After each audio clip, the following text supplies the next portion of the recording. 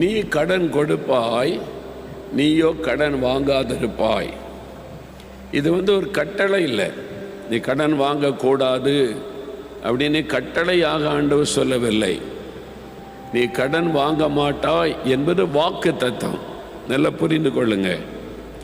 ஆண்டவர் நீ கடனே வாங்கக்கூடாது என்று ஆண்டவர் கட்டளையாய் சொல்லாதபடி நீ கடன் வாங்க வேண்டியதே வராதுப்பா, நான் ஆசீர்வதிக்கிறேன், நீ கடன் கொடுக்கிறாளாக இருப்ப, அது ஒரு ஆசீர்வாதம், வாக்கு தத்தம்.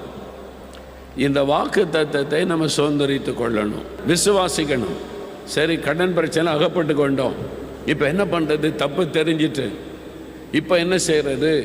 ஆண்டவர் விடுதலை தருவார், கடன் பிரச்சனையிலிருந்து விடுதலை தருவார் என்று விசுவாசிக்கணும். ஆண்டவரே, நீங்கள் எனக்கு விடுதலை தருவீங்க, நான் விசுவாசிக்கிறேன், எனக்கு ஒரு விடுதலை தாங்க, இந்த கடன் பிரச்சனையில் அகப்பட்டுக்கிட்டேன், இனி நான் கடன் வாங்க மாட்டேன், இனி உங்களை சார்ந்த நான் வாழுவேன், என் இஷ்டப்படி செலவு பண்ண மாட்டேன், என் இஷ்டப்படி பிளான் பண்ண மாட்டேன், நான் தப்பு பண்ணிட்டேன், என்னை மன்னிச்சுட்டு எனக்கு நீங்கள் இந்த கடன் பிரச்சனை விடுதலை தாங்கன்னு கேட்கணும். தவறை உணர்ந்த மனம் திரும்பி இப்போ கர்த்தரை விசுவாசிக்கணும். அதான் வாக்கு தத்தம். உபாகமம் 28:12 வாக்கு தத்தம். நீயோ கடன் வாங்குவதில்லை, அநேக ஜாதிகளை கடன் கொடுப்பாய்.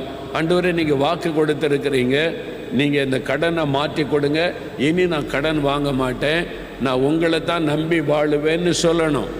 சொல்லுவீங்களா? ஒப்பு கொடுப்பீங்களா? அவரை விசுவாசிப்பீங்களா?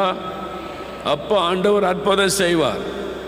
நீங்கள் ஒப்பு கொடுக்கும்போது அற்புதம் நடக்கும். அப்போ